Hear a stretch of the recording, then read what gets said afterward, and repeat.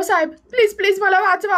अहो माझ्यावरती ना महावितरण पथकाने कारवाई केली आहे आणि जे कारवाई करणारे अधिकारी आहेत ना ते ब्राह्मण आहेत. त्यांच्यावरती अॅट्रॉसिटी वगैरे टाका जमत असेल तर. आणि प्लीज मला मदत करा. जय भीमवाला आहे हो मी, कांबळे आडनाव आहे माझं. काहीतरी मदत करा मला. तसं तर रविवारच्या दिवशी ऑफिस मी बंदच ठेवतो, परंतु तरीही काही कामानिमित्त या रविवारी ऑफिस मात्र सुरू ठेवलं आणि दरवाजात उभे राहिले कांबळे आडनावाचे हे गृहस्थ. त्यांनी मला दरवाजातूनच जय भीम केला. मग मीही त्यांना जय भीम रिप्लाय दिला आणि आत या बसा असंही सांगितलं. ते बसले आणि मग त्यांनी सुरुवात केली. साहेब, मी सामाजिक कार्यकर्ता आहे, जय भीमवाला आहे मी. 152 नुसार कायदेशीर कारवाईच्या नोटिसा मला पाठवल्या गेलेल्या आहेत. विषय आहे वीज चोरीचा. महावितरण पथकाने माझ्यावरती ही कारवाई सुरू केलेली आहे.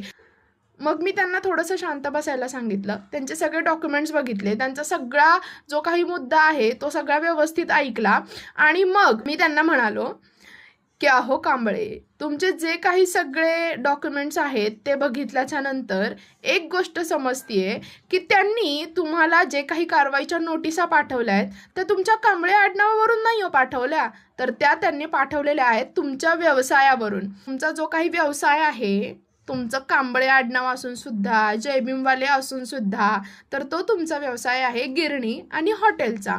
आणि तुमच्या गिरणीचं नाव आहे जय अंबे माता फ्लोअर मिल आणि तुमच्या हॉटेलचं नाव आहे श्री दुर्गा माता हॉटेल.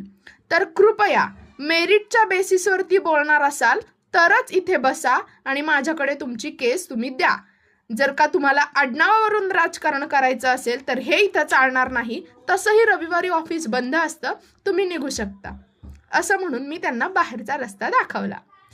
तर मंडळी, ही जी काही मी तुम्हाला आत्ता घटना सांगितली ही मला प्रचंड आवडली आणि म्हणून मला तुमच्यासोबत हे शेअर करावं असं वाटलं.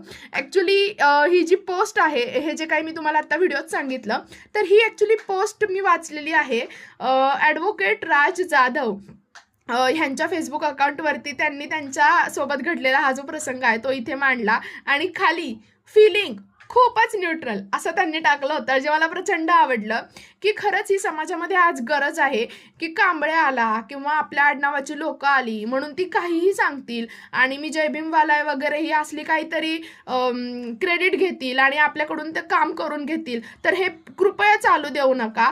खऱ्या अर्थानं बघा की नक्की काय सुरू आहे आणि कशा पद्धतीने ह्याच्यावरती काम झालं पाहिजे हे बघा. उगाचच कोणाला सुद्धा मदत करू नका आणि जर आपला असेल आणि त्यांनी जर हे असलं केलेलं असेल मग तर त्याला चांगलाच धडा शिकवा.